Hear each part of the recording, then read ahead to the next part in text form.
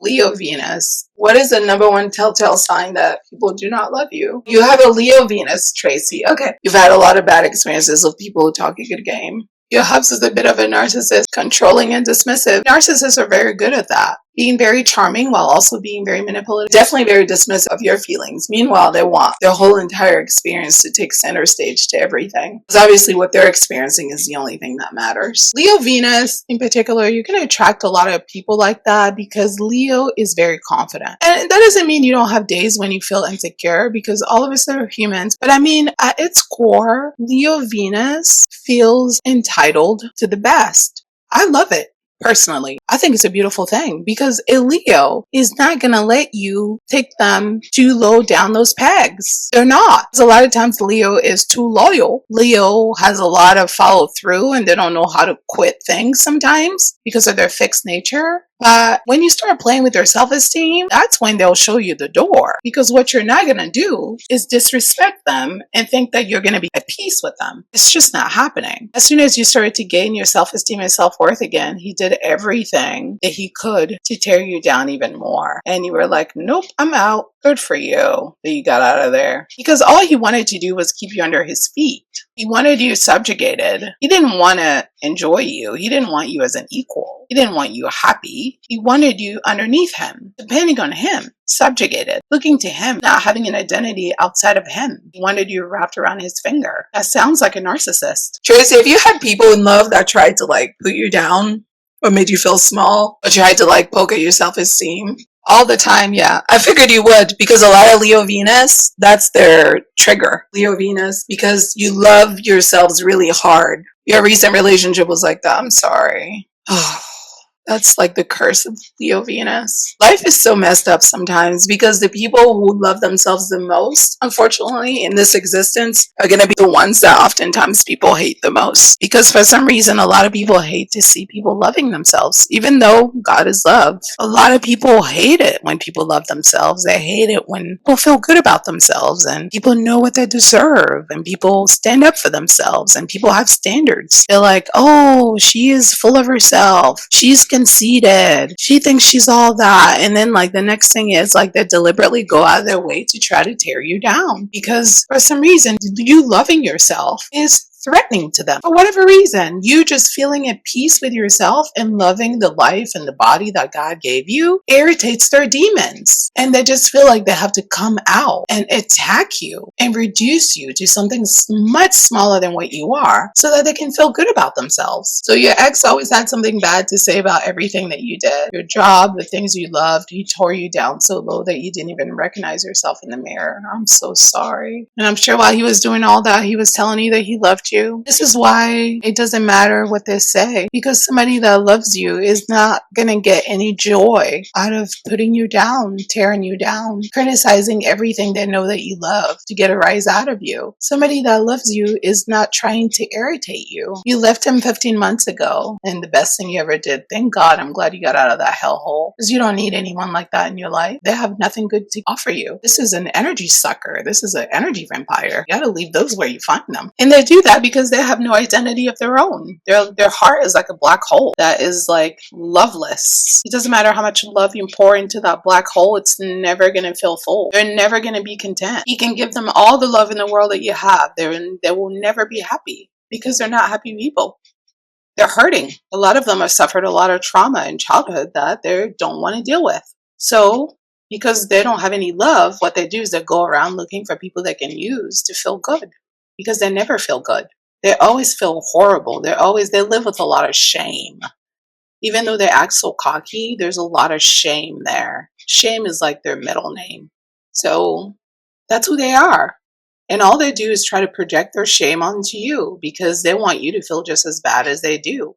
And they don't understand that some of us don't actually share those feelings. He hated himself. They all hate themselves. How can you not hate yourself when you make it your life's mission to tear people down? Imagine that being your life's purpose. What a depressing life. Of course you have to hate yourself. There's nothing good going on in your life. Major mommy issues. Yeah, probably a lot of trauma, a lot of abuse that he didn't deal with. But yeah, they have a lot of shame. All of them. I've never met someone with narcissistic tendencies that did not have shame. It just comes with the territory because they've had to cover up that shame. And that's why they put on that alter ego. But underneath it, that shameful child feels a lot of deep sadness, like deep debilitating sadness. And they have no sense of identity. They don't know who they are. That's why when they get around different people, they become different personalities because they're desperately wanting to be loved. Those personality types know how to go after people that are empathic, people that are sensitive, people that are caring, and their favorite types of people to prey on are people that are empathic and that want to help, because they know if they can get somebody that's always trying to help and that's also caring, they can manipulate them the longest. A lot of them don't know how to love, but the truth is a lot of them don't know how to feel love because their heart is dead. There are no real feelings there. All the feelings that they show are manufactured. It's all an act. It's all rehearsed. It's all play pretend. It's all a game. It's not real because they don't truly feel love. That's why their heart doesn't actually break. They know how to pick people that are going to give them that energy because you feel bad for them. I think people that are willing to love the right way, even though they may have gone through a lot of things in childhood and they may have suffered a lot of hurt, you may have changed them and made them more like heartless.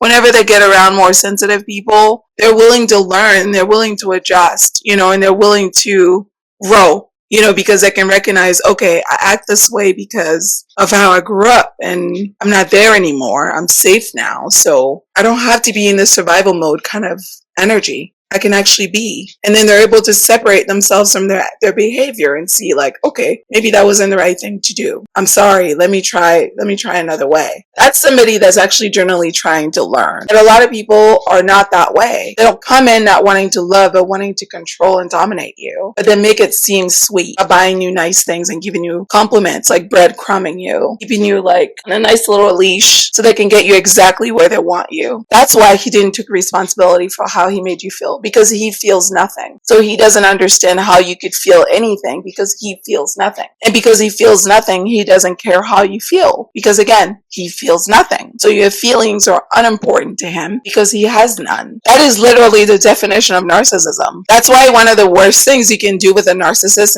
is tell them how they made you feel. That means nothing to them. Projection is their favorite thing. If there's something they don't like about themselves, they'll put it on you. Like if they have a lot of shame around their own sexuality, they will call you like derogatory sexual names because they feel ashamed of like their own sexuality. I'm so sorry you went through that. But yeah, they're very manipulative, very sick people, very, very sick people. They're not well, they're sick, deeply sick. That's why they play all these manipulative games, because they're not right in the head. Think about it, like who would willingly want to spend their entire lives tearing people down, making up stories, lying all the time, creating multiple personalities, pretending to be multiple different people?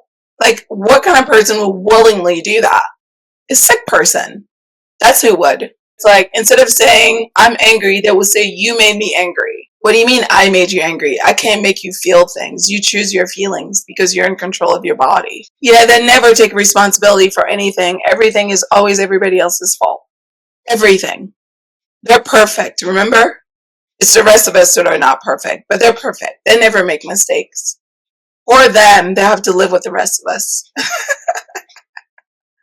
They're sick. Once you understand that they're sick, then you can stop trying to analyze them. They're not well. They're mentally sick. And I know with mental health it's hard because people can't see it, so it's hard for them to understand. But it's real. Mental health is just as real as physical health. You can't always tell that somebody's a narcissist because sometimes people will manipulate and play games and pretend, and some people are very good at it. But when it comes to like my basic rule of human engagement, when people are not consistent, when people don't do the things they say they're going to do, when people are constantly in a state of crisis, and it's always me with them, and what they say and what they do doesn't match, I think all those are good reasons to get off that crazy train. To me, all love comes down to what people do. All of it. Making you happy makes them happy. They want you to be comfortable. They take some care. They think about what you're going through. Your feelings are important to them. A person who loves you cares about your feelings. Now, they may not always get it right, because we're humans and all of us are a mess. But if you take the time to explain to them, like, hey, this thing that you did, even though you didn't mean it that way, that's how I took it, they have a lot of remorse because they can't believe they hurt you and they weren't even trying to. Your feelings are important to them. Making you happy makes them happy.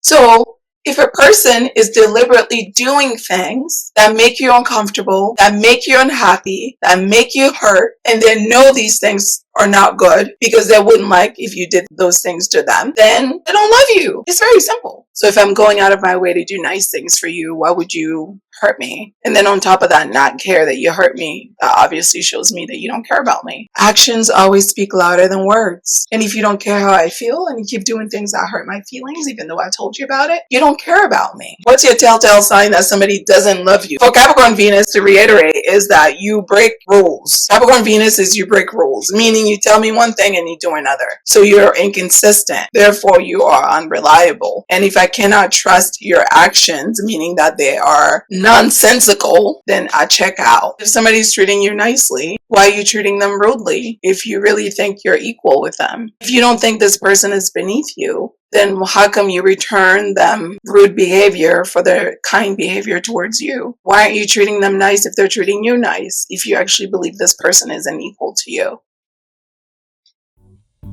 You can book your astrology reading at intuitivehealing.com. You can also watch videos at Intuitive Healing here on YouTube for Astrology 101 content. Listen to the Aquarius podcast on Spotify, as well as here on YouTube for your horoscope. If you're interested in astrology and love connections, you can visit at Styled Under Libra. And of course, for health and wellness and holistic healing, visit at Styled Under Virgo for all of your astrology content. Thanks so much for watching.